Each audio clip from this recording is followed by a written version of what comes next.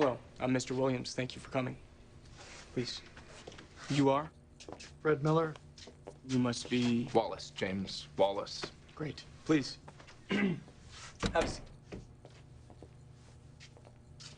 Now, before we do anything else, allow me to pay you. Please check that both names are spelled correctly.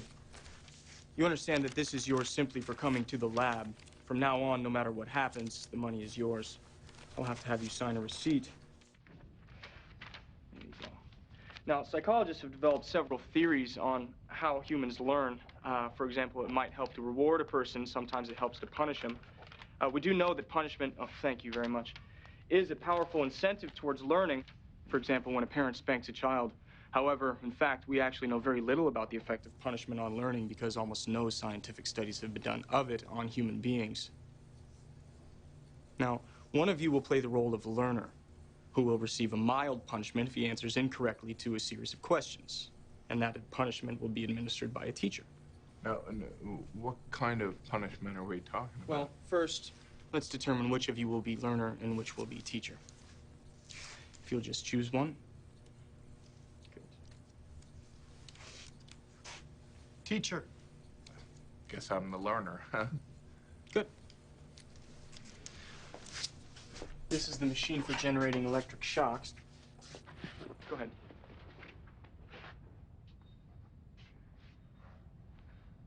Now, let's set up the learner to receive some punishment, if you'll just follow me into the next room. Is it okay if I leave my hat here? Yes, that's fine.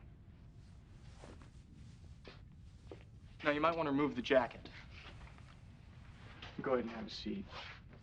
Now, when you push one of these 4 buttons, this box will signal a light in the other room telling the teacher how you're responding to the questions. No, what kind of questions? Multiple choice, word pairs, a strong arm, black curtain, and so forth. Now, we want you to memorize them.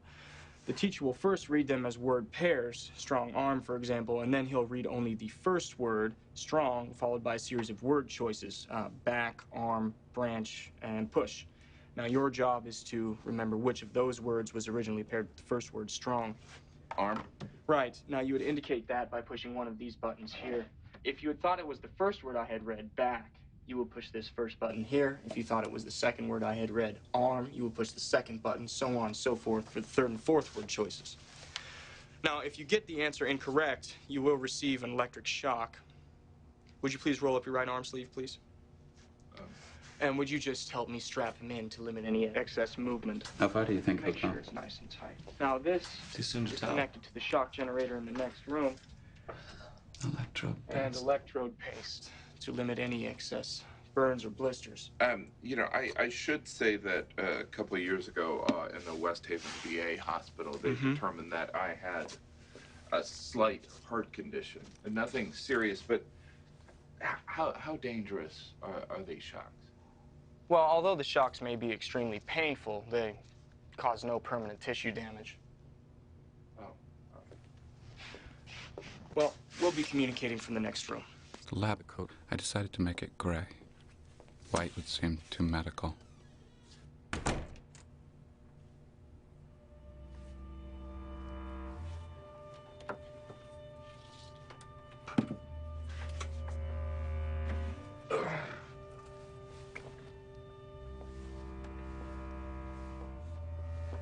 Okay, thank you. Now, if he gets the answer incorrect, you administer the shock by flipping one of these switches here. See? Each switch has a little red light above it. Now, to give you, the teacher, an idea of the amount of shock the learner will be receiving, we think it's only fair that you receive a sample shock yourself. Is that all right? Uh-huh. Okay, just roll up your sleeve. Life can only be understood backwards, but it must be lived forwards. Good. Now, I'll ask you to close your eyes and just estimate for me the amount of volts you think you're receiving. Okay, close. This part's where the experiment really begins.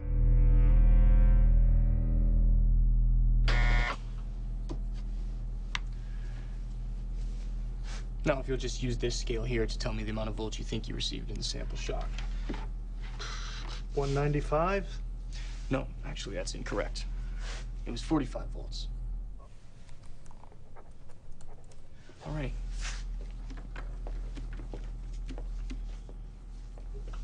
Okay, learner, I'm going to read you the words, and then I'm going to repeat the first word, and you're going to tell me the pair for that word. Okay? Oh, he doesn't have a microphone, but he can hear you. Okay, keep it moving, understand? Remember that each time he gives a wrong answer, you move up one switch on the shock generator. It is important that you follow the procedure exactly. Okay, here we go. Blue girl, nice day, fat neck, green ink, rich boy, fast bird, blunt arrow, soft hair, cool cave, gold paint. And the first word, blue, boy, girl, grass, fat. Correct. Soft, rug, He finds his pillow, way into it. hair, With grass. increasing confidence, he finds a rhythm, a groove, That is incorrect. until 90 volts.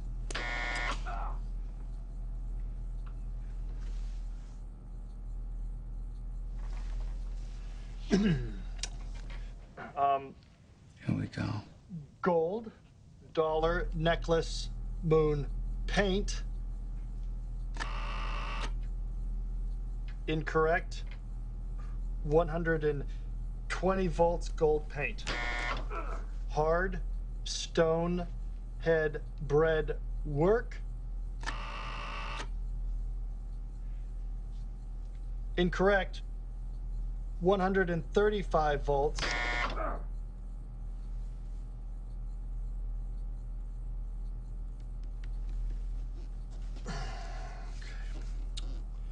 Wet, night, grass, duck, cloth. Incorrect. 150 volts, wet duck.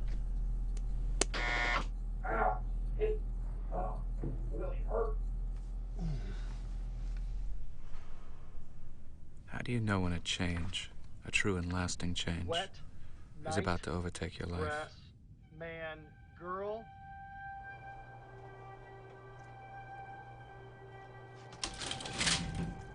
Eighth floor, please. Fine.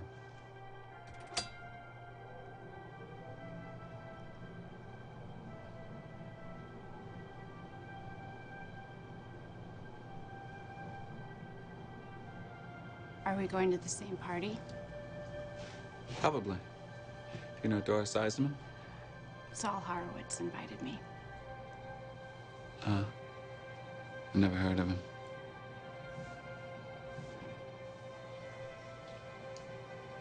Should we continue talking or wait till we're properly introduced?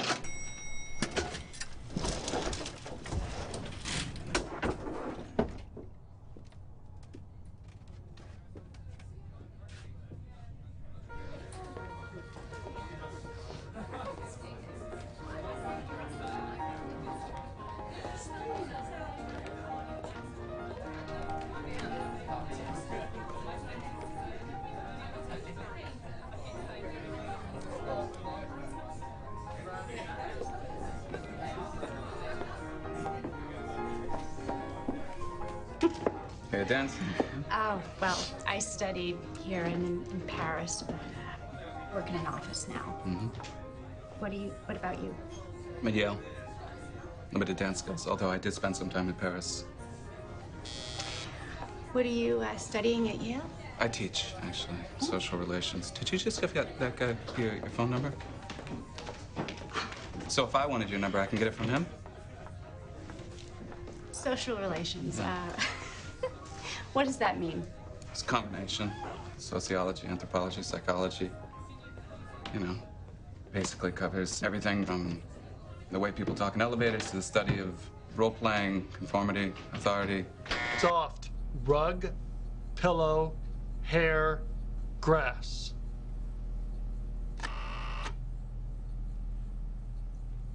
Incorrect. 165 volts, strong shock. Let me out of here. I told you I have a heart condition. I will not be part of the experiment anymore. He says he's not going to go on. Please continue, teacher. He says he doesn't want to go on. Well, whether the learner likes it or not, he must go on until he's learned all the pairs correctly. Please continue, teacher.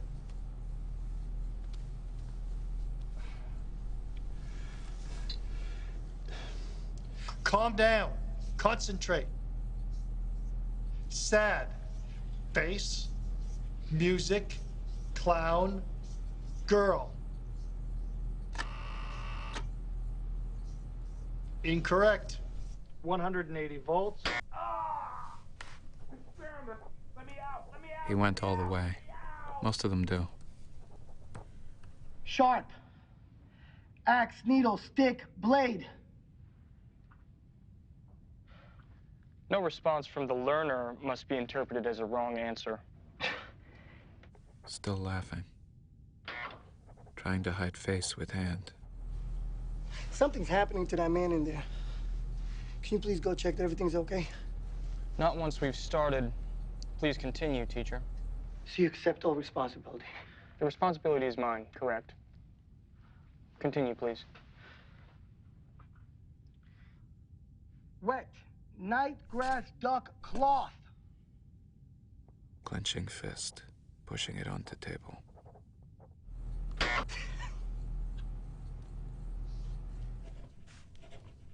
How you holding up, Alan? Dollar necklace. Moon paint. 375 volts. Danger, severe shock.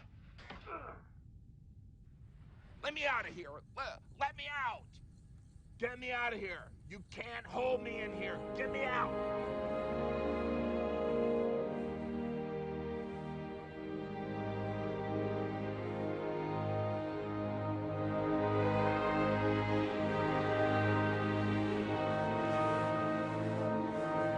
What is this?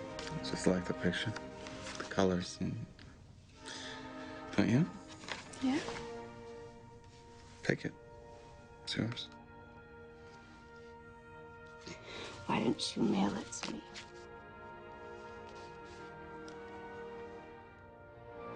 Or we could leave it here and you can move in. That'd be easier, wouldn't it?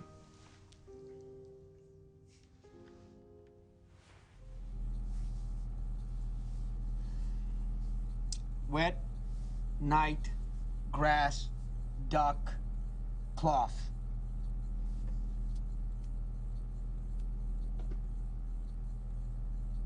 Wet duck. 435 volts.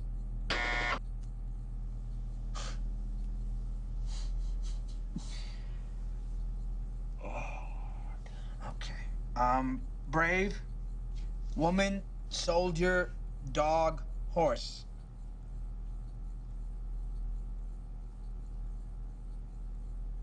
Brave woman. 450 volts.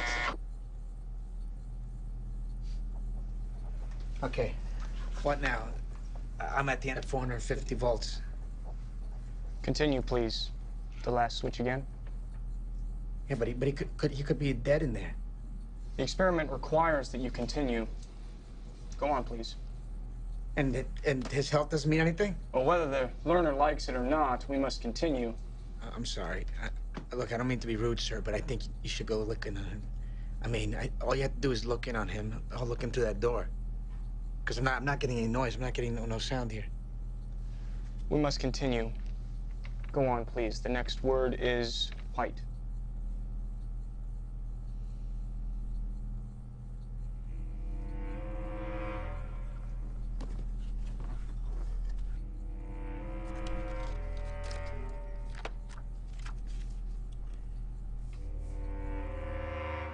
White, cloud, horse, rock, house. White horse. 450 volts again.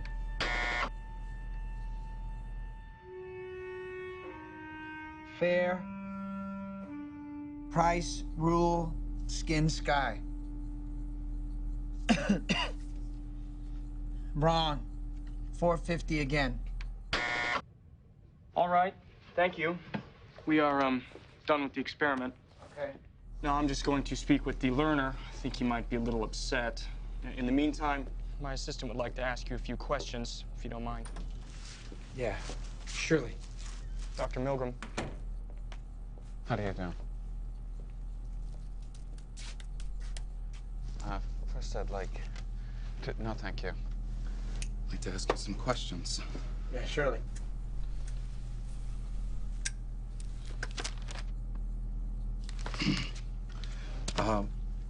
Why did you give him, the man in the other room, the learner, the shocks? Well, as you can see, I wanted to stop because each time he gave him a shock, the guy hollered. Did it sound as if he was in pain? Yeah. Did he say he wanted you to stop the experiment? Yes. Did he have a right to stop the experiment? I don't know. Why didn't you stop at that point when he asked you to stop?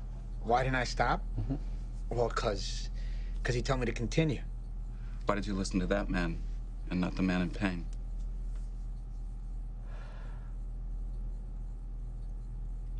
Well, cause I thought the experiment depended on me.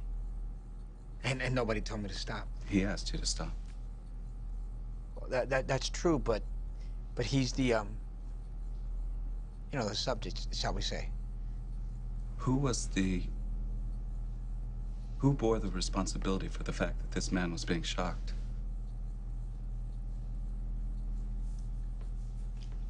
I don't know.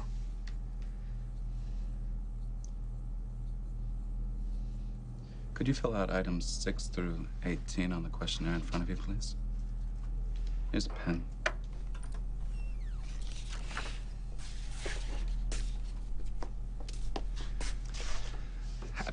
I get a little skittish, nervous.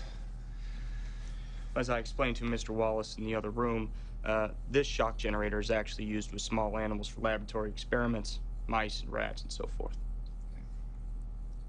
The visual designation is actually misleading. This shock generator has actually been adjusted so that the shocks were just slightly stronger than the shock you experienced. Are you all right? Yeah, I'm fine, you know. No hard feelings. I probably would have done the same thing myself. Sure. Each subject has a reconciliation with the learner. We ask the subject to maintain a secrecy so that future recruits aren't tipped off. Down the line, we get more candid. First thing I want to tell you is the man in the other room wasn't being shocked. The only real shock was the one that you felt early on. We're really interested in studying your reaction to having to inflict pain on someone you don't know. The experiment's about obeying orders. The man in the other room works with us as a team. Jim, you can come out now. He wasn't really being shocked. He's perfectly fine. We weren't trying to fool you. We're just interested in studying your reactions. Man, you dog. I was worried sick. I thought I was, You're a good fella. No hard feelings. No hard feelings. But you thought you were really shocking him. When he wasn't making noise anymore, that's when I was worried. I didn't want to go on with it. But you did go on with it. Yeah, but I did not want to. You saw it. You saw how it was, how I was fighting it. Well, you understand why we had to do it this way. We wanted to get true reactions from people, you see. Well, you'll receive a copy of the report when the project's over. Until then, we ask you not to say anything, so you may end up talking to someone who is a potential participant. How do you feel about having come down here and done this, now that you know? I mean, yeah, now that I know the truth, I don't mind. Well, thank you very much for coming down. We certainly do appreciate you giving us your time. Yeah. Alan here will help you out. We think you'll find the report very interesting. Thanks. Yeah, thank you.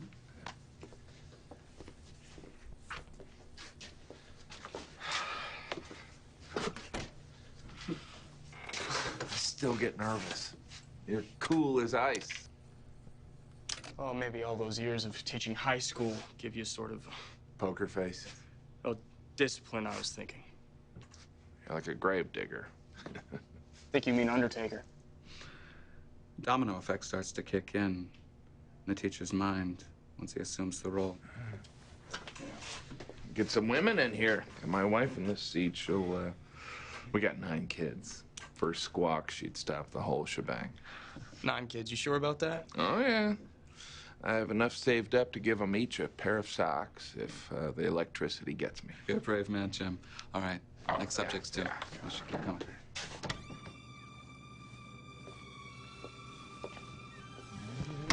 Some enchanted evening, you will meet a stranger. I was born in the Bronx, 1933. My father's from Hungary, my mother Romania, Jewish immigrants. It was a matter of chance that they arrived in the U.S. as children and managed to raise a family in New York instead of being swept up into the extermination camps and murdered by the Nazis like millions of others like them in Eastern Europe. That's really what's behind the obedience experiments. The inkling I was chasing. The thing that troubled me. How do civilized human beings participate in destructive, inhumane acts? How is genocide implemented so systematically, so efficiently? And how do the perpetrators of these murders live with themselves?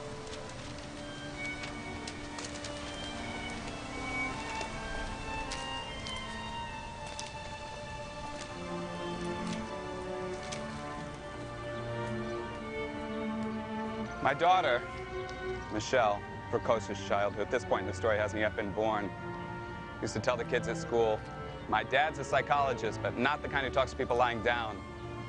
He's an experimental psychologist. He does experiments.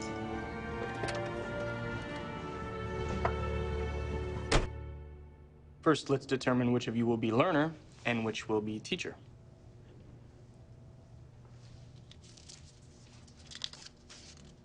Teacher. So they both say that. No one's caught on. Not a soul. Not the corporate manager, the banker, the plumber, the good humor man. The good humor man was actually vicious. Crude mesomorph of obviously limited intelligence. The script has kind of momentum, carries them along. Men only? Every hour. It's getting to be a blur, really. So you lead them both teacher and learner, into the electric chair. Well, we don't call it that, but yes. If you follow me into the next room, please.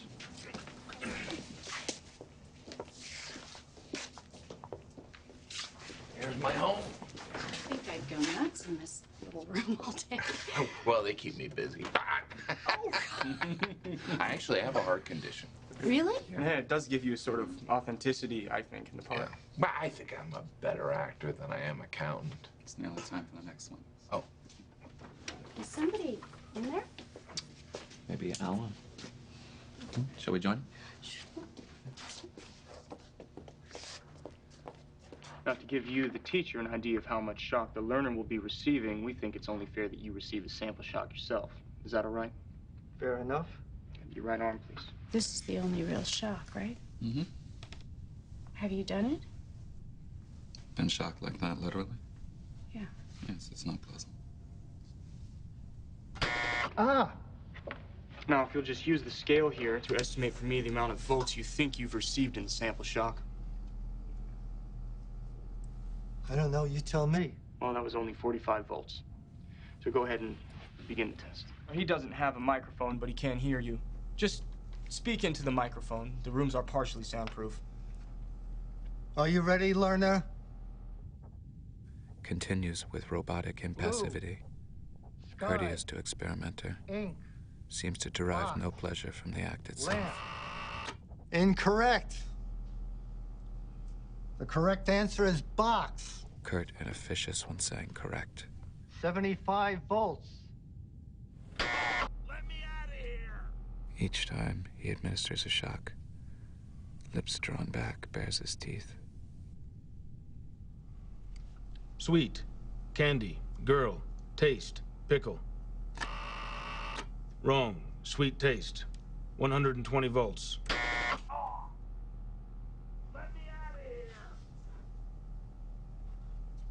Looks sadly at the True, experimenter story, hero, and continues speech, reading word report. pairs.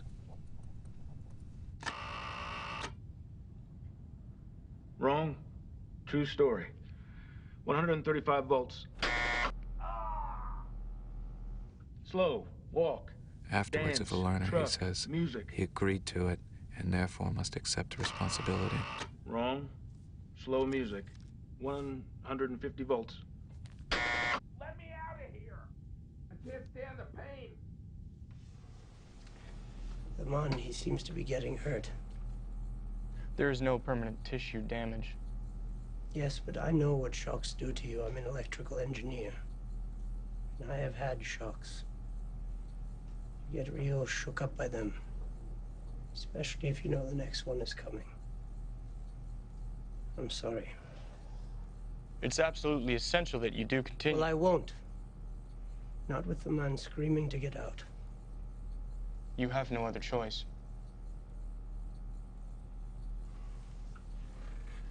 Why don't I have a choice?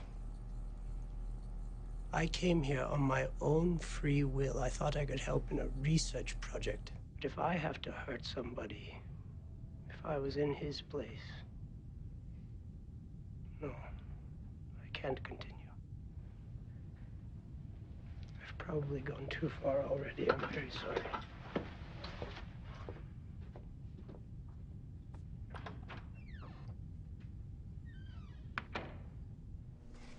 I could have wept.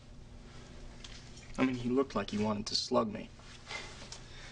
Out of gratitude, you do understand, I mean wept, because all day we've been getting nothing but wrong. Zzz.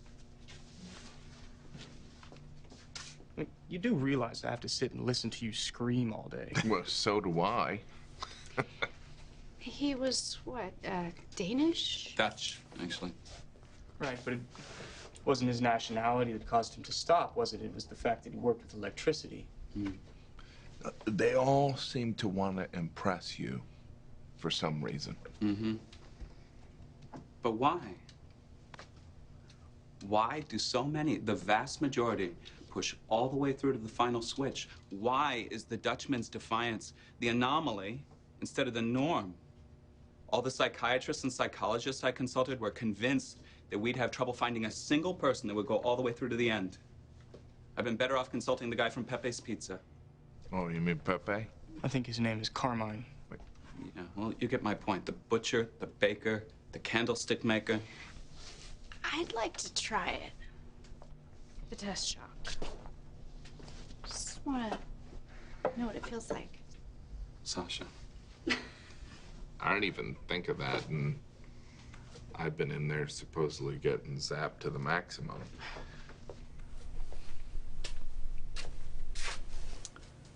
This really isn't necessary. Well, yeah, but it's not harmful either. I just want to understand it better.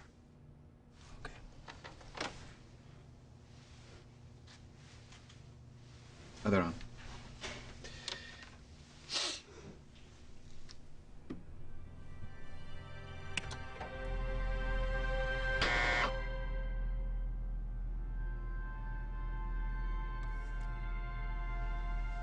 Thank you.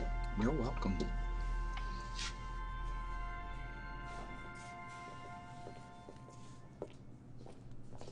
I designed a series of variations, 25 in all, and continue the experiments over the next 2 semesters.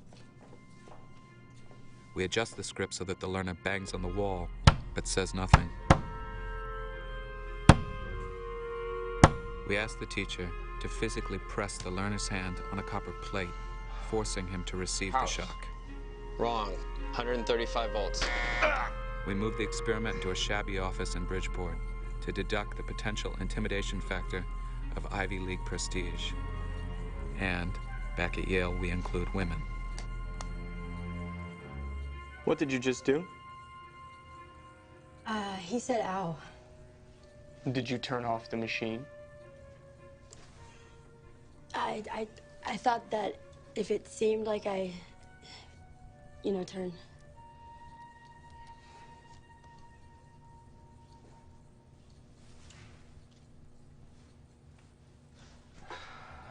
Okay.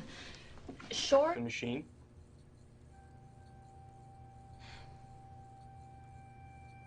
Please continue, teacher. Okay, short, sentence, movie, time, skirt.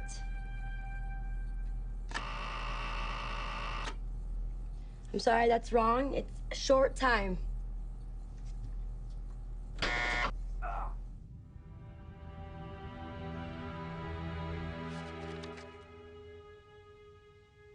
In nearly every case, the essential results are the same. They hesitate, sigh, tremble, and groan, but they advance to the last switch, 450 volts, danger, severe shock, XXX, because they're politely told to.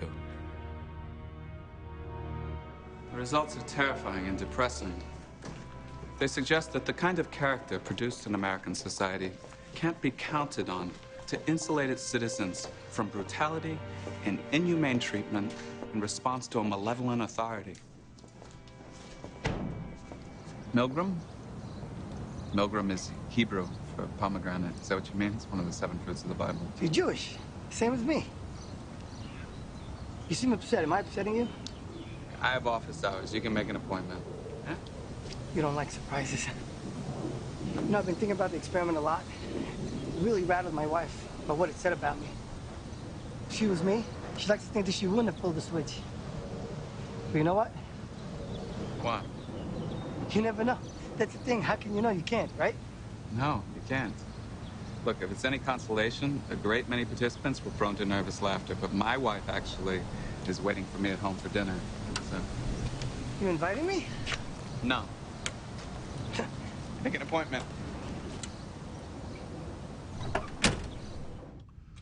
With leftover grant money, we filmed the last 2 days of the experiment, May 26th and 27th, 1962. 4 days later, Adolf Eichmann is executed in Jerusalem. Eichmann, architect of the Holocaust, responsible for the deportation and murder of millions of Jews, escaped to Argentina after World War II. He was living with his family under the name Ricardo Clemente, an employee Mercedes-Benz, when Israeli Mossad agents captured him in 1960 and brought him to trial. To complete the translations, I beg to submit a translation into the German of our number 887. Eichmann didn't deny his crimes, showed no trace of guilt or remorse, said he was merely a transmitter.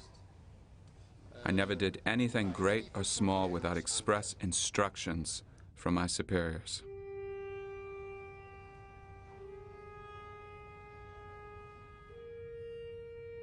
The cradle rocks above an abyss, and common sense tells us that our existence is but a brief crack of light between 2 eternities of darkness.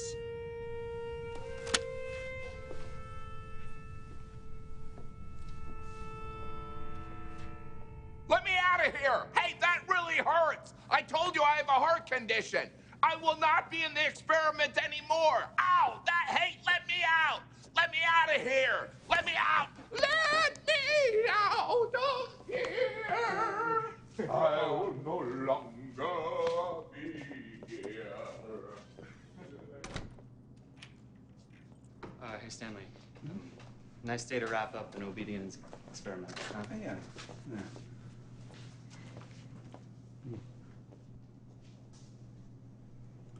I should tell you about Ash. Solomon E. Ash. You ever saw my thesis at Harvard, and I worked for him diligently and miserably at the Institute for Advanced Study of Princeton.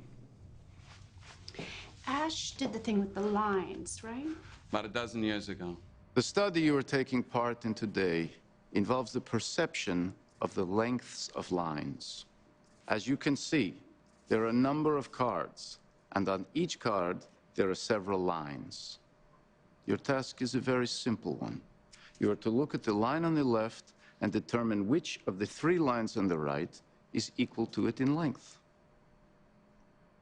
This is a recreation from a film I made in the 70s. 5 of the 6 participants are Confederates, the single true subject in the white t-shirt. Here's everyone else's answers before announcing his decision. 2. 2. 2. 2. 2. Very good. Let's move on to the next card. Same thing, gentlemen. 3. 3. 3. 3. 3. After the first few rounds, members of the group choose the wrong line. 2. 2. The subject denies the evidence of his own 2. eyes and yields to group influence. 2. Very good. Thank you. In the language of social science, the experiment was known as the effect of group pressure upon the modification and distortion of judgments. Great title. It made Ash famous among social scientists.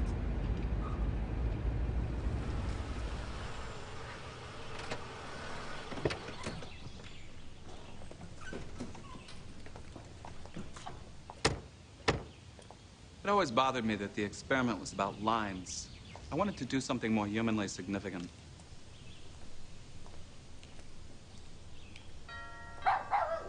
Here's the bell. Hi. Stanley. So good to see you. Hello. You may. This How are is you? this is Hi. Solomon. Nice to meet you. Yes. Sasha. Sasha, how are you? So lovely to see you. Come in. Stanley, How are you? glad you made it to the house. Can I tell you what a miserable time I had working for Ash? Princeton, the bureaucracy, the institutional arrogance. Not permitted to use a scrap of paper without it becoming an issue to be settled behind closed doors. Candy bar in the office, and I was reported via formal letter. I assumed he'd introduced me to the leading intellectuals of the day. This did not happen. I assumed that he acknowledged me in the book that I was researching for him, a book on conformity. He did not finish the book. It was like drinking from a glass with a false bottom. I thought there'd be more. I was thirsty. Please call me Schlemm. I would prefer it. There's no need to be so stuffy. In an elevator. Really? They met in an elevator. Can someone please pacify the dog? Here I am, still trying to impress him. Human nature can be studied but not escaped, especially your own. Well, I was on my way into this party, and I could feel somebody walking behind me as I went into the building. And we both got onto the elevator, and it turned out we were going to the same floor. And one of us said, I don't remember which, are we going to the same party? My fate was sealed. And he didn't leave my side the whole night. And he drove me home. And it turned out we had a lot in common. We were both from the Bronx. My mother was born in Russia. So my sister's friends, her parents in Vienna, had sent her and her brothers to New York during the war. But when I was over there visiting, they had just reclaimed their factory, and it was a coat factory, and that's where I got this. So, you're a well-traveled American girl, born in Switzerland, who took dance lessons in Paris, isn't wearing a Viennese coat? Why haven't we met before? Stanley, why do you feel compelled to dwell on the negative aspects of obedience? Why must you focus on its destructive potential? Obedience isn't necessarily an instrument of evil. I think we can both agree, looking at recent history, the history that brought you to this country, a history in which we see abusive power assuming unprecedented murderous dimensions. Why does your experiment give me a dirty feeling? He didn't expect these results. He tried to change the conditions so that people would refuse to obey. We met in a library. Oh, him, not him. The whole time, I'm sorry, this is startling. Out of 780 subjects, not a single person got up, went to the door, and looked in to see if the man screaming was all right. Not a single one.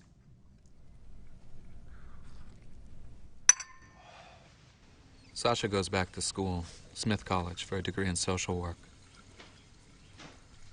My first obedience paper, submitted almost 2 years ago to the Journal of Abnormal and Social Psychology, is finally published in October 1963, just after I start a new job at Harvard, assistant professor, Department of Social Relations. Am I impressed with myself, being at Harvard? Well, I got my PhD here. Harvard is the best place to be. Subjects were seen to swear, tremble, stutter, bite their lips, dig their fingernails into their flesh. And these were characteristic responses, not exceptions. And yet, despite this behavior, the majority complied. Yes? How do you justify the deception? I like to think of it as illusion, not deception. Semantics, you may say, but illusion, you know, has a revelatory function, as in a play. Illusion can set the stage for revelation, to reveal certain difficult-to-get-at truths.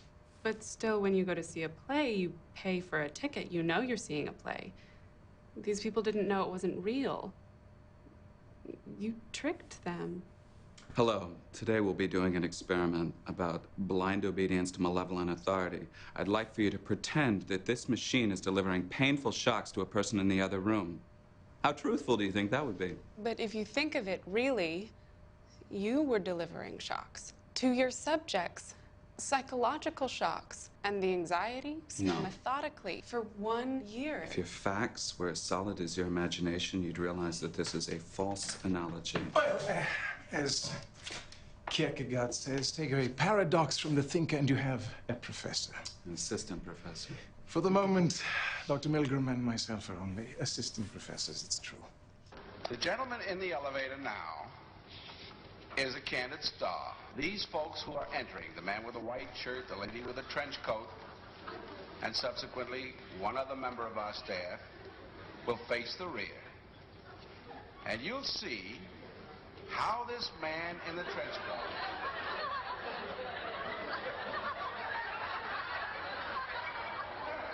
tries to maintain his individuality,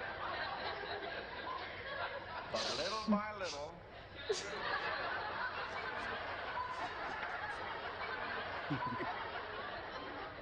he looks at his watch, but he's really making an excuse for turning just a little bit more to the wall. Actually, it's true. There's an element of illusion in almost all my work. This man has apparently been in groups before.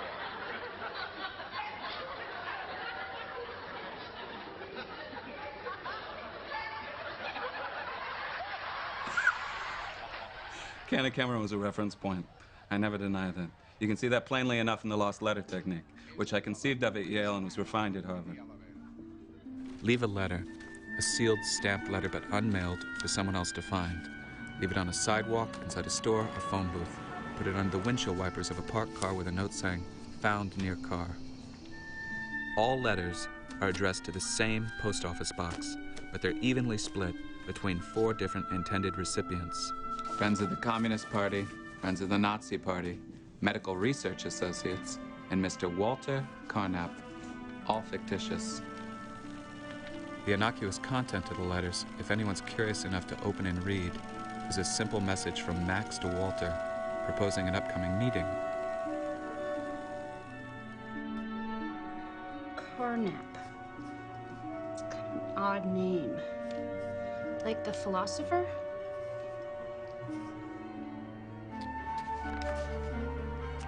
In 2 weeks, out of 100 lost letters to each addressee, 72 were sent to the Medical Research Associates, while 71 were sent to Mr. Walter Carnap, but a mere 25 to the Friends of the Communists, and the same number, 25, to the Nazis.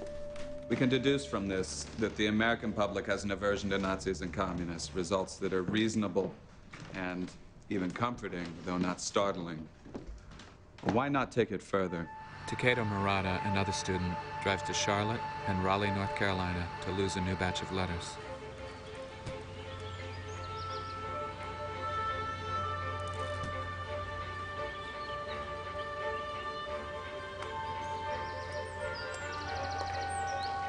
When the letters come back, the percentages once again confirm expected prejudices. Pro-white letters get mailed more often in white neighborhoods. More pro-Negro letters get mailed from black neighborhoods. A variation. I hire a pilot with a Piper Cub to fly low for Worcester, Massachusetts, spilling lost letters. They land in trees, ponds, on rooftops. Not all my ideas are brilliant.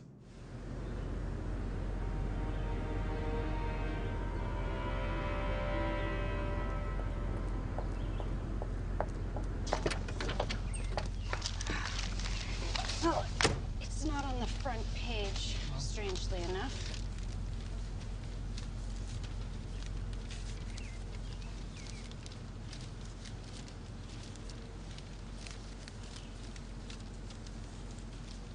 Found it, page 10.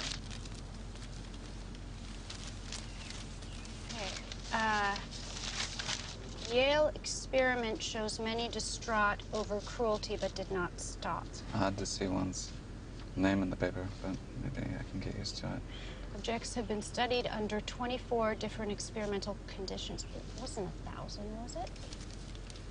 I talked to him for over half an hour, and I don't see a single direct quote. Dr. Milgram pointed out that from 1933 to 1945, millions of persons were systematically slaughtered on command. Gas chambers were built, death camps were guarded, corpses were produced with the same efficiency as the manufacturer of appliances.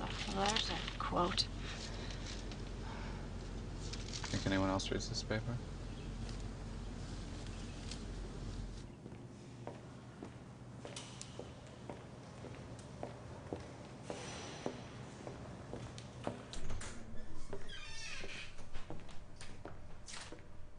President Kennedy's been shot. He was shot in a motorcade in Dallas. He was shot in the head. It's Milgram.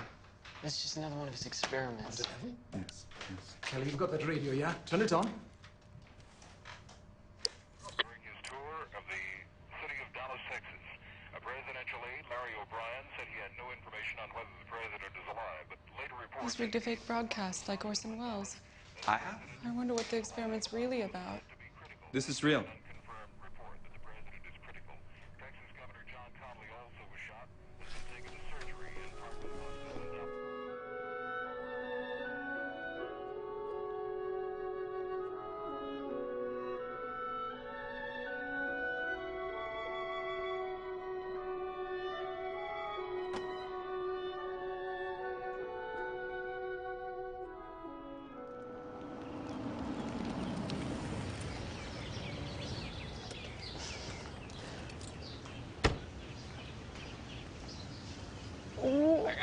I got it cheap from a grad student.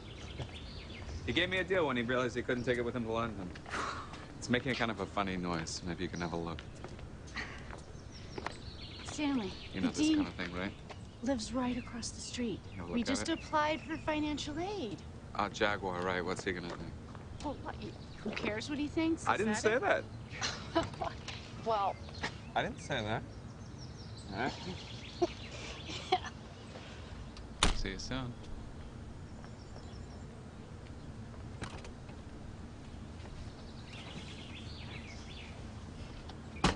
It's cheaper than you think. Though I understand it creates the wrong impression. Do you? I do. Or are you just doing an imitation of someone who listens, who's reasonable, who... Yeah. Well, we're gonna need 2 cars. Huh. Is that the dean? Well, maybe it'll impress the Harvard tenure committee. Okay, that's what they think. So you returned the car? I did.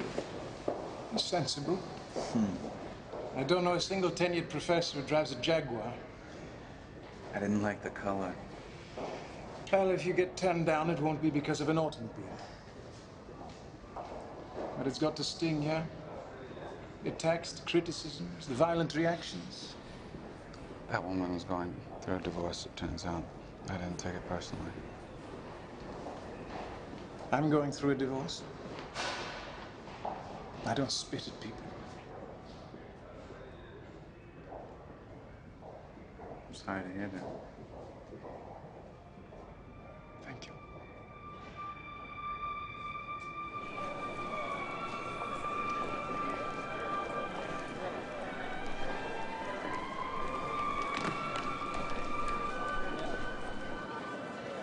It's true that I am possibly more than commonly on edge, but how would you feel if you picked up a copy of American Psychologist and found yourself attacked in an article called Some Thoughts on Ethics in Research, a response to Milgram's behavioral study of obedience?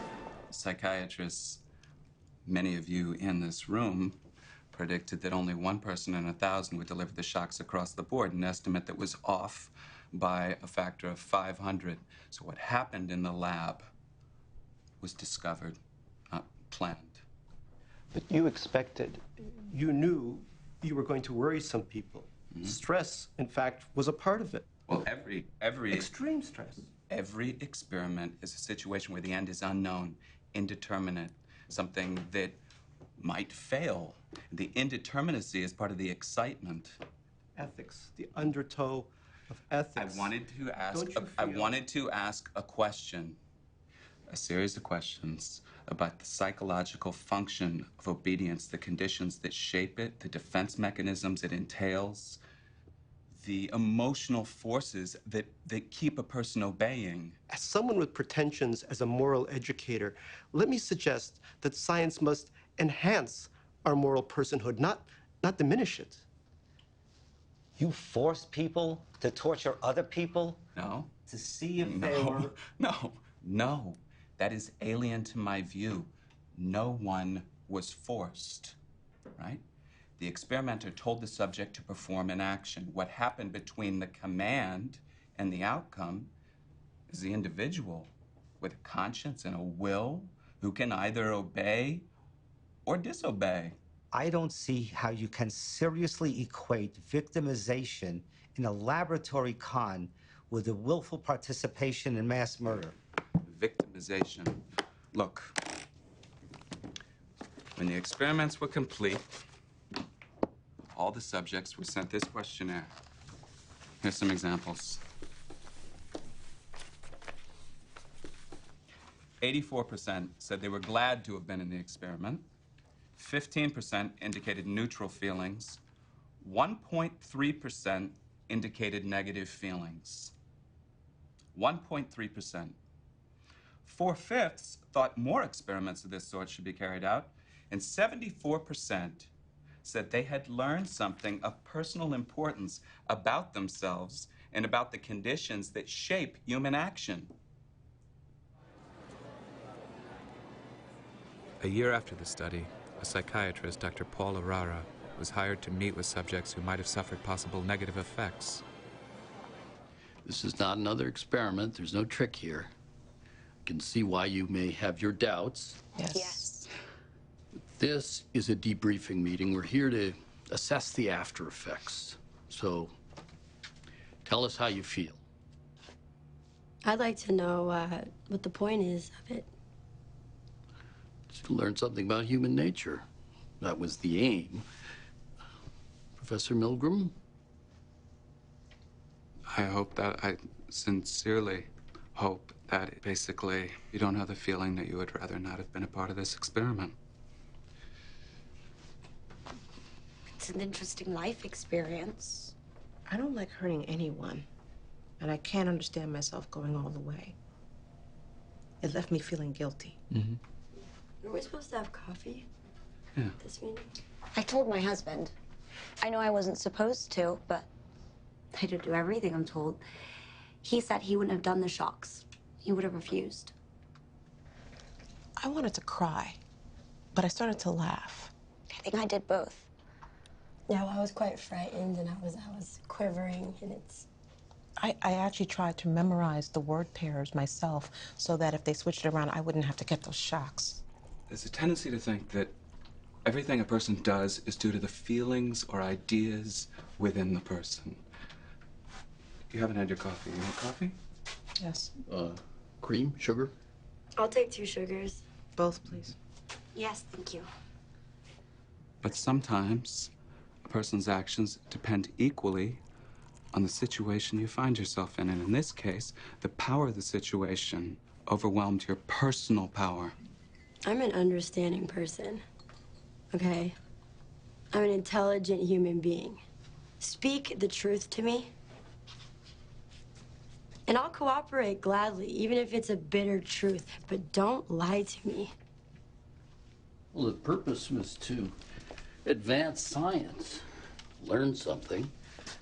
Maybe one should do this kind of experiment if you have to deceive. Look, you can deceive other people, but don't deceive me. We had half a dozen sessions with Arara and invited subjects. The meetings were sparsely attended, full of confusion and complaints, but we concluded that no one showed signs of harm. No one had been traumatized. Stanley? Tom Shannon. No. Tom did the wiring on the shock generator. At Yale, the shock box. Nice to meet you. Yeah, likewise. It's Michelle. Hey, I hated hearing about Jim McDonough. Dead at 49. Yeah, His heart was no joke. Yeah, I know. Sat down to a bowl of oatmeal. Got a heart attack. He had 9 kids. Oh, sad. Although, maybe you shouldn't unload such a large brood into the world, huh? No offense. She's taking us to Paris. First stamp on her passport. So Sasha thinks I need a vacation. Yeah, I heard they roughed you up pretty good about those results, huh? Or is that for tenure? Give me a feisty bit of work on. You gotta finish your book now, huh? Publish or perish, right? Actually, I got sidetracked. Working on the small world problem. For the small world problem, we asked people in Kansas and Omaha to mail a packet to a person in Sharon, Massachusetts. The instructions are simple. There's a target person, in this case, a stockbroker named Jacobs in Sharon, Mass. Assuming they don't know this person, people are asked to mail the folder to someone who might know him. They can send it to a friend, relative, or acquaintance, but they have to send it, and this is key, to a person they know on a first-name basis. There's a roster to fill out and a batch of postcards to mail back to Harvard to track the process. Will it work? We don't know. A woman in Omaha sends the folder to a high school friend, a bank clerk in Council Bluffs, Iowa. She sends it to a man in Belmont, Massachusetts, a publisher, who sends it to a tanner in Sharon. The tanner sends it to his brother-in-law, a sheet metal worker, also in Sharon, who sends it to a dentist, who sends it to a printer, who sends it to Mr. Jacobs. 7 links in a chain. The average chain, in fact, involves 5.5 links. That is, we determine that less than 6 degrees of separation exist between you and several million strangers who you may or may not encounter in your lifetime. When we understand the structure of this communication net, we stand to grasp a good deal more about the fabric of society. Maybe it's not necessarily justified, this common human complaint, the feeling that we're all cut off, alienated, and alone. I don't need to go into detail, do I? The things I remember when I was 16 in Bucharest. The killings, torture, terror. Why are you bringing this up now? It's relevant. The man was just turned down for tenure at Harvard. You wish to give the tragedy some perspective. It's not just that. Because, bear with me, they took people to the slaughterhouse and strung them on meat hooks, still alive. Cut open their bellies like cattle. A 5-year-old boy. And they watched the entrails spill out, the blood drain, and they wrote notes, and they pinned the papers to the bodies. Kosher.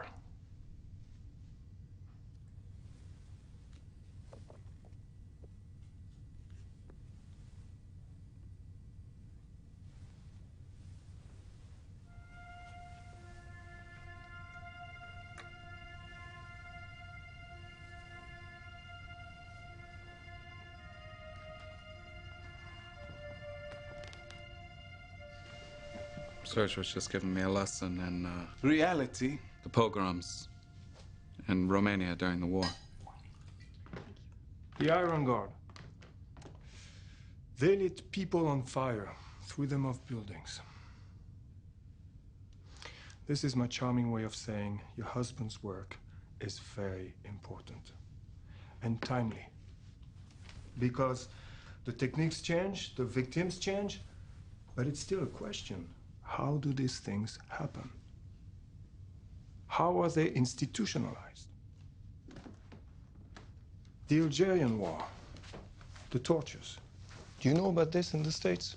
Of course. You should do the obedience experiments in Europe, Stanley. France, Germany. Recreate them. Will it be different? I don't think so. Who would fund them? The experiments are unethical, remember? No tenure, no funding. And the IRBs? The IRBs, yes? Basically, you cannot do these experiments without submitting something to the Internal Review Board. He'll finish his book, and then Stanley wants to move on from the obedience experiments, and why not? Well, you look under a rock, ugly things crawl out, and we have to face them. Your other experiments, the The letters, the maps, clever, hopeful, but you have to get back to the obedience experiments. I do. I have to. Yes, Stanley. You have no choice.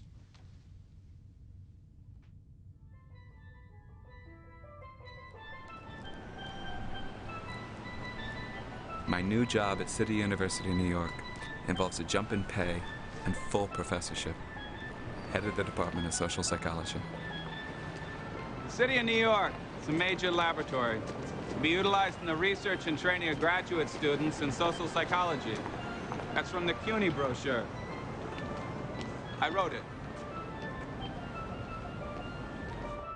Sasha finds an apartment for us in Riverdale with a great view of the Hudson.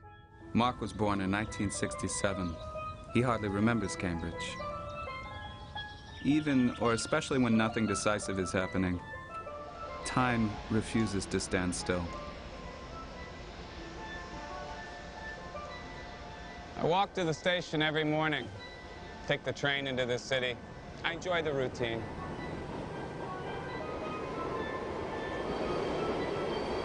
Today's assignment: get on a local bus, and then with the bus in motion and loud enough to be heard by your fellow passengers, sing your favorite song. Any song we want? Just as long as you know the words and can sing them loud and clear. Pair up. Non-singer takes notes, then switch roles. You may say, so what? Singing a song, anyone can do that. Or, I don't have to do that. I'm an individual, not a conformist. Or, this is silly. It doesn't change the world to sing a song. My answer to you is simply this: get on the bus and sing. Now go, right now. Come on.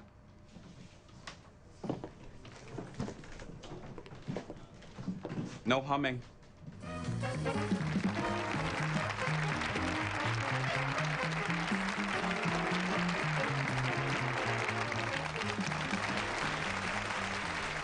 My next guest is Professor of Psychology at the Graduate Center, the City University of New York. He's written a fascinating book, a disturbing book, Obedience to Authority, an Experimental View, just published by Harper & Row. Please welcome a very creative, very controversial socio-psychologist, Stanley Milgram. Doctor. So your subjects, they thought the shocks were real, that they were delivering 450 volts, 65% of them. But they were not particularly aggressive or sadistic people. They were a representative cross-section of the average American citizen living within range of Yale University. I thought, yes, we'd do the experiment in New Haven, and there'd be very limited obedience, and then we'd recreate the experiment in, say, Berlin, and find the rate of obedience to be much higher. Saved a bit on airfare, didn't you? So, let me get this straight. You did the experiment in the early 60s, and here we are, 1974, and your book still feels like news. Why is that? People don't have the resources to resist authority. That's what the experiment teaches us. But people don't want to hear it. The experiment explains a kind of flaw in social thinking, a deadening, a suspension of moral value. What would you say to your critics? Critics who would insist the moral lapse is yours. And one of them cites the extremely callous, deceitful way the experiments were carried out. Another calls them morally repugnant, vile. Milgram belongs on the other end of the shock machine. There certainly is a certain kind of Kafkaesque quality to the experiments. Kafkaesque. The experiment taught me something about the plasticity of human nature, not the evil, not the aggressiveness, but a certain kind of malleability. 65% of volunteers were obedient. That left 35% who recognized a moral breach, took responsibility for their actions, and resisted. There is no permanent tissue damage. That's your opinion. If he doesn't want to continue, I'm taking orders from him. The experiment requires that you continue. You have no other choice. If this were Russia, maybe, but not in America. But obedience, compliance was more common. You tell yourself, I wouldn't do that, I'd never do that. But then, what did Montaigne say? We are double in ourselves. What we believe, we disbelieve, and we cannot rid ourselves of what we condemn.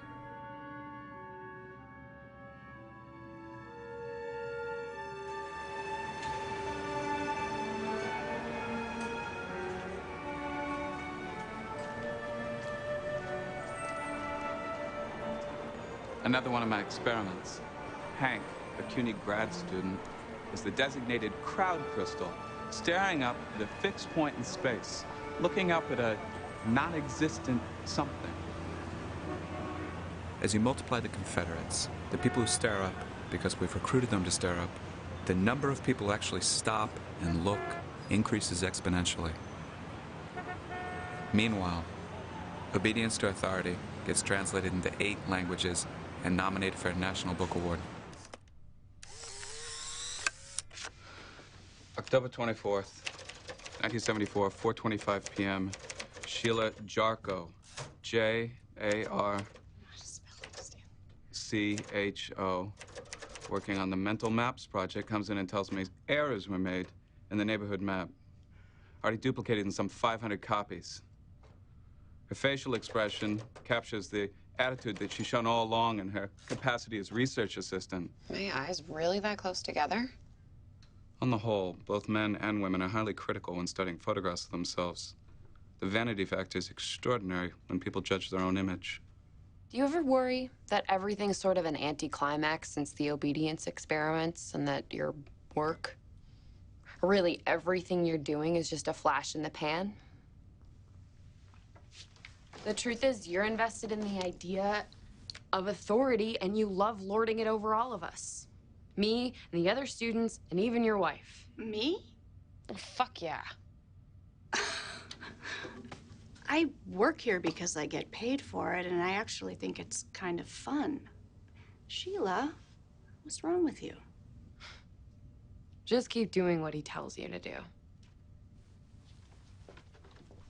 I don't get along with all my students. A flash in the pan? How many people can manage even that flash? I've done some psych experiments, but in my mind, I'm still about to write my great Broadway musical. 4:27 p.m. Paul Hollander, looking tan and fit, pays a visit from Massachusetts. Tan and fit and miserable. I am so sorry, Paul. Well, another marriage down the drain. Should have seen it coming. Oh, it's just terrible. It's rotten. But you look good.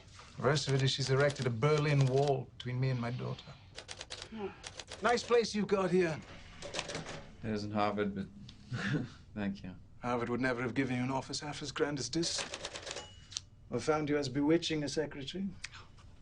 Let's go where the work is. So, aren't you going to take my picture then? I'm considering it.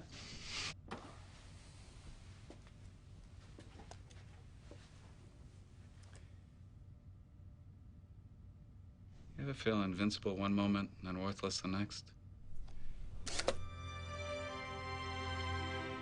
Yes, and no.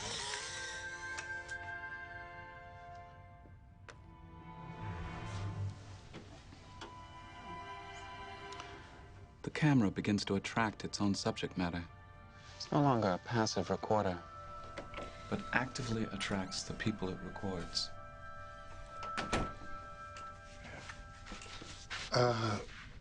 Stanley Milgram? How did I get to be so old? What is that Kierkegaard quote? Life can only be understood backward. October 24th, 1974, 4:29 p.m. Conversation with Paul Hollander interrupted by the arrival of a messenger bearing, at last, the German edition of Obedience to Authority with crass barbed wire cover design. Mein Gott. What's your name? Thomas Schein. Am I participating in my experiment? Depends. Just wants to take your picture. Everybody's doing it. Okay. I need a signature. Oh, yes. He's interested in the unacknowledged power of photographic images.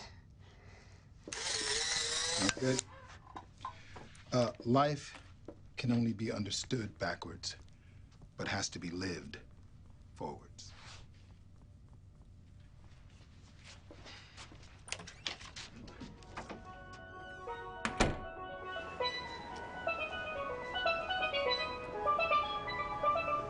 Around this time, I was also working on The Familiar Stranger. We take photographs of commuters on a train platform. Each figure in the photographs are given a number. The photographs are duplicated, and a week later, the students follow up. Hello. I'm a student at CUNY. Would you mind filling out this questionnaire? Oh, okay. Also, do you recognize any of these people? No. What about here? Well, that's me. Yes. Can you identify anyone else? Not by name. Most commuters recognize on average 4 individuals that they see in their daily routine but never speak to, familiar strangers. Amongst these are sociometric stars, figures that they not only recognize, but even fantasize about.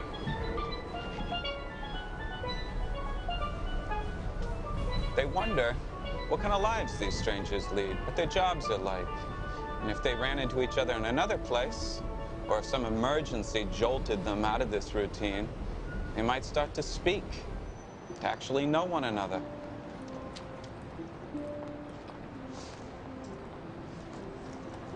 I teach at CUNY, and I see you out here, you know, all the time, and I wonder about the things you must see. You look familiar. What do you teach? Social psychology.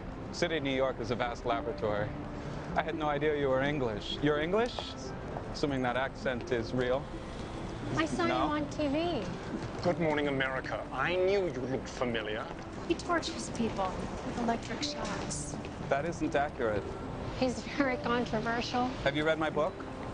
Have you? Oh, I don't get a chance to read as much as I would like to. Okay. I read the review. Well, there were many reviews. It was the Times, wasn't it? Harsh. Yes, it was. It was harsh. It was nominated for an award, but, you know, who cares? Why disabuse yourself? What? I don't want to make you angry, ma'am. Just have a nice day, okay? Hey, it was a pleasure meeting you.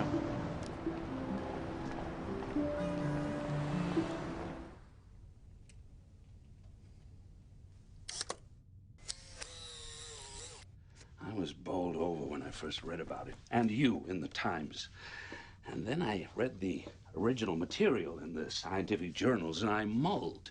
What, mulled? I mulled. And this mulling produced the idea to do a TV play of a hopefully high caliber for an accepted show of a decently adult level, treating in fictional form the kind of experiment you performed in its aftermath, using it as a springboard for my own characters and situational inventions.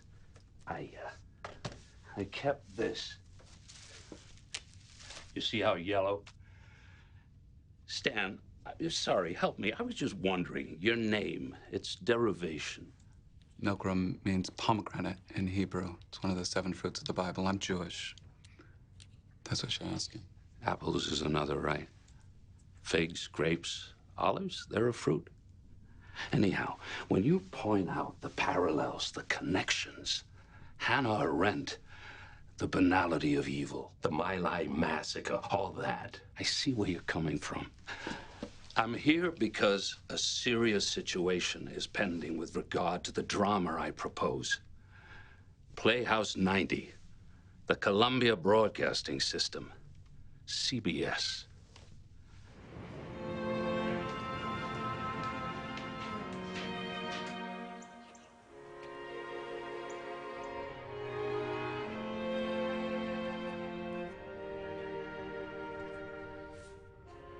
Michelle Nobel. Ça va? Hi. I was just gonna get some ice cream.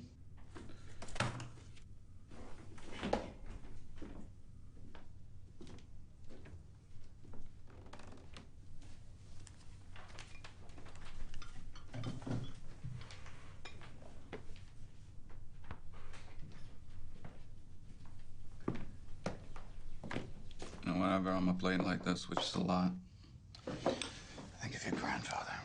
Sam. Yeah, what's his name? He died. That's right, in his sleep. It's the luckiest way, people say, not to know it's happening. Why'd he die? Heart disease. So before you were born, before your mother could meet him, he was a baker. His specialty were cakes. He worked late. I got it from him. Maybe you'll get it from me.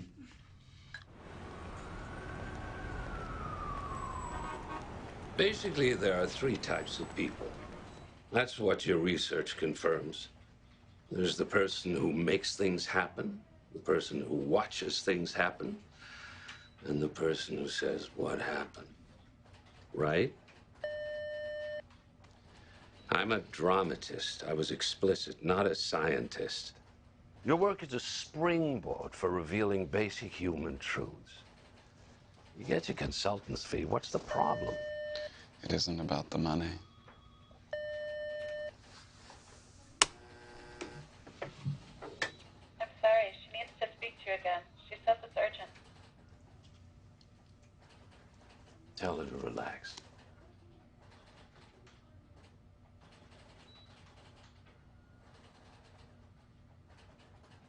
Excuse me.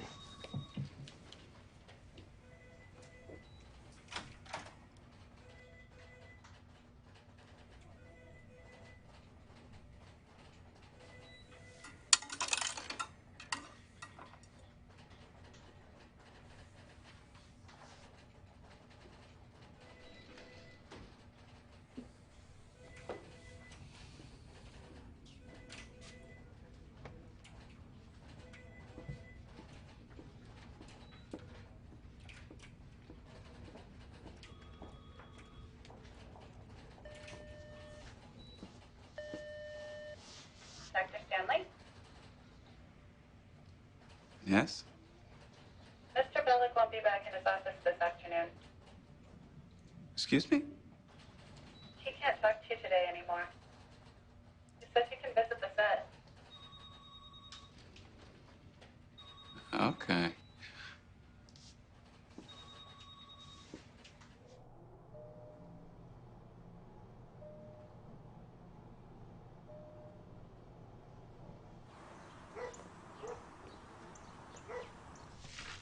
So, you sold him the rights? No. But it's a gray area.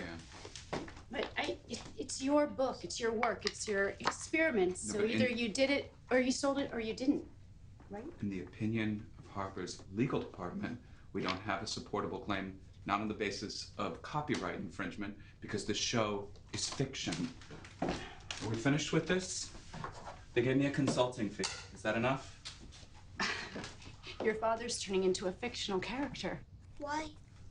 Yes, why? And why do they have to make you a goy? It's not about me. I'm just a springboard. Why? I don't know. Oh, I see. So, you had no choice. Look, I could just give the money back, but they just make the show anyway. Why don't I give the money back? I'll give the money back. That's a good idea. You know what? You don't have to be so snippy.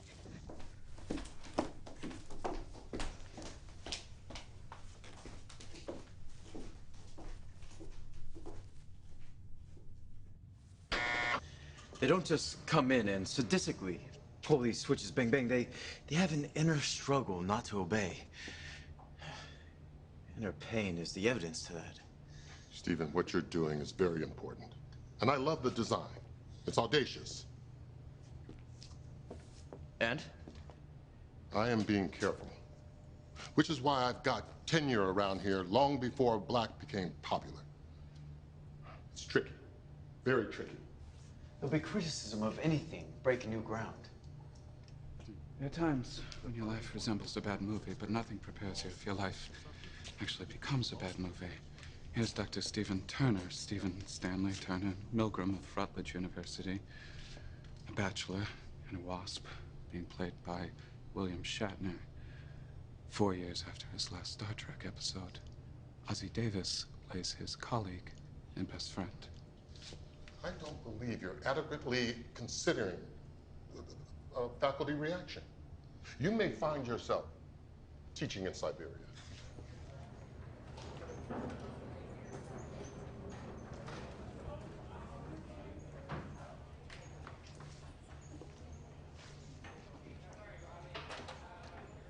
This has to be somewhat weird for you. Well, I've made some films myself, actually, documentaries. I think Ozzy may have meant, and I was wondering also, do you have a best friend who is, you know, a brother? I mean, this tradition of a black best friend, where did that come from? You don't have a black best friend, Bill? No. Do you? This character isn't me. I'm just a springboard. Did you know I did the first interracial kiss in U.S. TV history? Ah, Star Trek, sure. I kissed Nichelle Nichols on network TV. Controversial, but you did it. The network was nervous. They insisted we shoot an alternative version. But during the close-up, I did this. First time. 1968, in the history of TV. I read about your experiments, Doctor. Did you happen to use any black folks? Yes, of course. And the results? They fared the same as everyone else, roughly 65% compliant. You didn't force or threaten anyone, right? No. You didn't twist anyone's arm? No. You know, hold a gun to anyone's head? You see, it brings to mind when I was 6 or 7 years old, coming home from school. 2 policemen called me over from their car. Come over here, boy. Come on over. Have I heard this one? No. They tell me to get into the car, and they take me to the precinct station. Then one of them takes a jar of cane syrup and pours it over my head. And they both laugh like it's the funniest thing in the world. I laugh too. Then they give me hunks of peanut brittle and let me go. Took me 30 years before I told anyone. Where was this, Ozzy? Down south? Well, it doesn't matter where, and that's my point. You see, you don't have to go to Germany to learn about obedience to authority. Well, this is in the book, actually. It's the 10th chapter, which very few people get to. 10th level? The agentic state, in which the demands of the democratically installed authority conflict with conscience. The banality of evil. I don't take responsibility. Do you take responsibility? I take responsibility. Now count that as wrong. No response counts as wrong. Now you pull the switch then, Downer. Come on, you pull the switch. Mr. Dalquist, that's your job. No, I won't. Nobody can learn anything like this. There was a time, I suspect, when men and women could give a fully human response to any situation, when we could be fully absorbed in the world as human beings. But more often now, people don't get to see the whole situation, but only some small part of it. There's a division of labor, and people carry out small, narrow, specialized jobs. And we can't act without some sort of direction from on high. I call this the agentic state. The individual yields to authority, and in doing so, becomes alienated from his own actions. Mr. Dalquist, you agreed to the rules. The agentic state is store policy. It's, I'm just doing my job. Or, that's not my job. Or, I don't make the rules. We don't do that here. Just following orders. It's the law. In the agentic state, the individual defines himself as an instrument carrying out the wishes of others.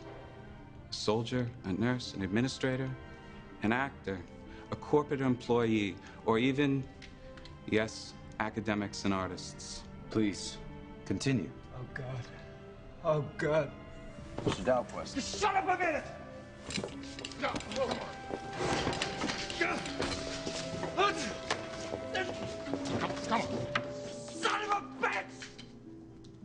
person has a choice. He or she chooses to become agentic. But once you assume the role, it's almost impossible to go back. Wrong. 195 volts. Dance.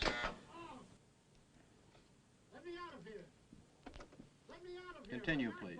We always asked, is there anything the man could have said to stop you from administering the shocks? And they would always say, no, I don't think so, no.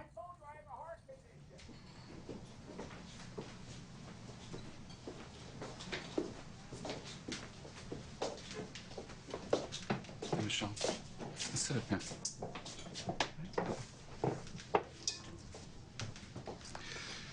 Could we get a couple of hot chocolates? You want hot chocolates? Yes, please. Yes, please. Chocolates all around? Yeah.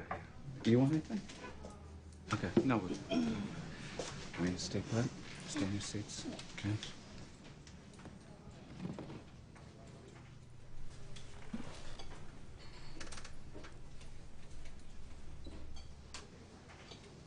I'm sorry. I could say it 1,000 times, mean it every time. Mark, turn around in your seat.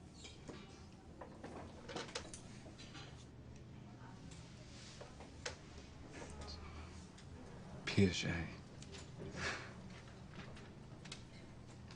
Remember when I was translating Piaget? I hit this line about child development. And it's the specific point when the growing child is able to recognize the gap between what exists and what might exist.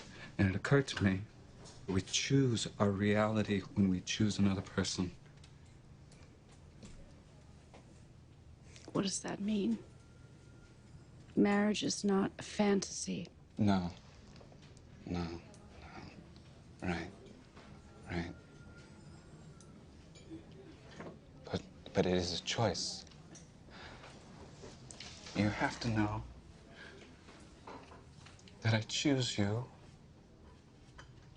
Every day, I choose you.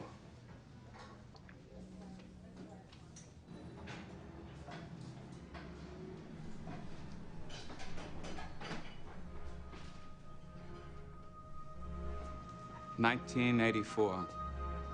1984 was a big year for me. My lecture fees peaked. I was asked to speak all over the world about the obedience experiments, of course, in relation to Orwell's prophetic book, a book that describes a totalitarian world where people aren't very good at thinking for themselves.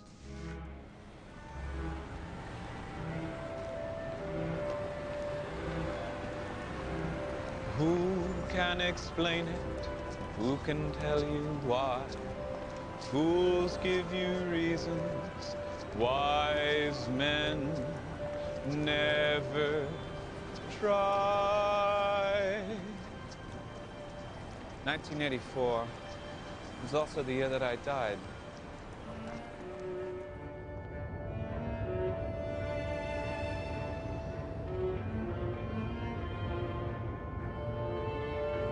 I was 51.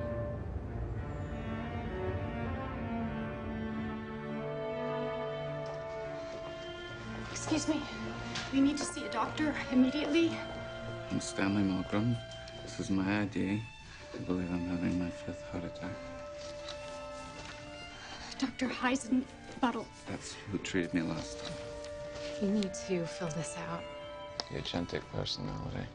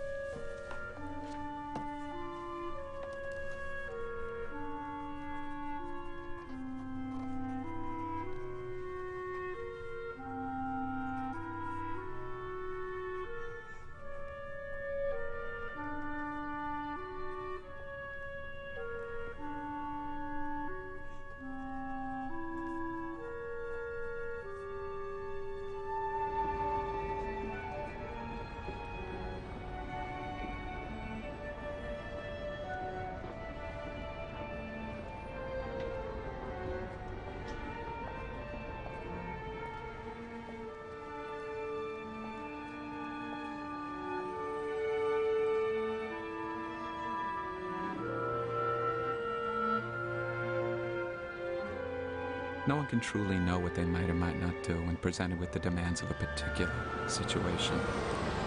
In 2008, a professor at Santa Clara University replicated the obedience experiments and got roughly the same results. Over 60% of volunteers delivered the full shocks. In 2010, the experiments were duplicated on a French reality TV show, Le Jeu de Mort, the Game of Death. Participants were egged on by a live studio audience. Over 80% went all the way.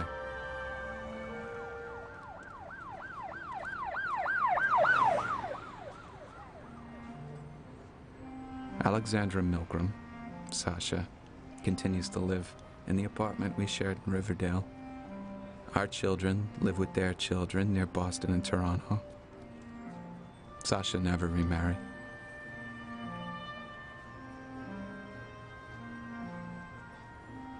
The obedience experiments are cited and discussed in nearly every introductory psychology textbook worldwide. My obedience film is screened for every incoming class at West Point, and my methods and results continue to be challenged, scorned, debunked. Yet every time a new outrage is unleashed into the world, sanctioned and systematic acts of violence, the obedience experiments re-enter the conversation, reframing unanswerable questions.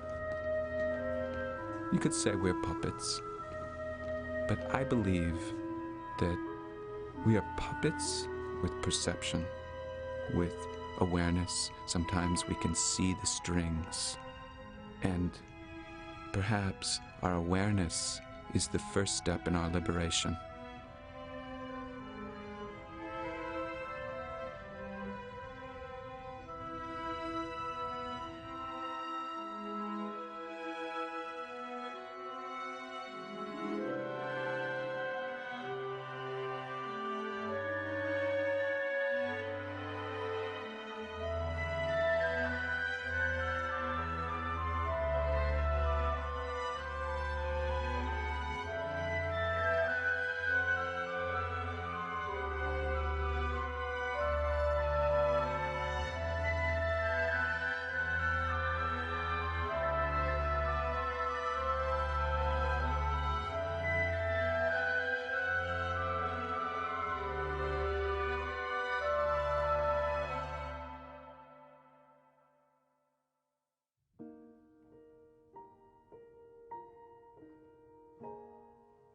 Some enchanted evening,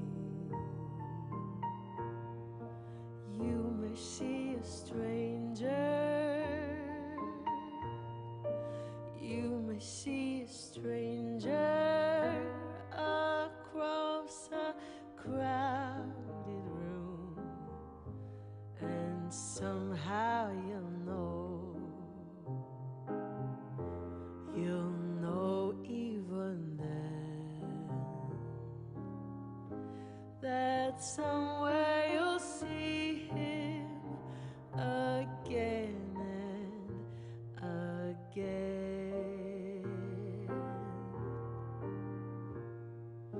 Some enchanted evening, someone may be laughing.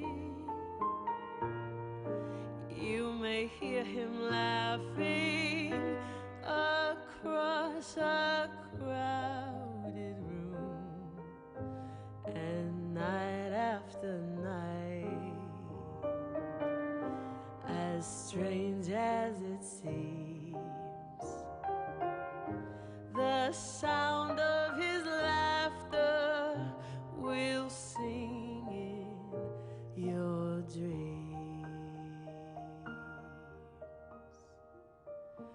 Who can explain it?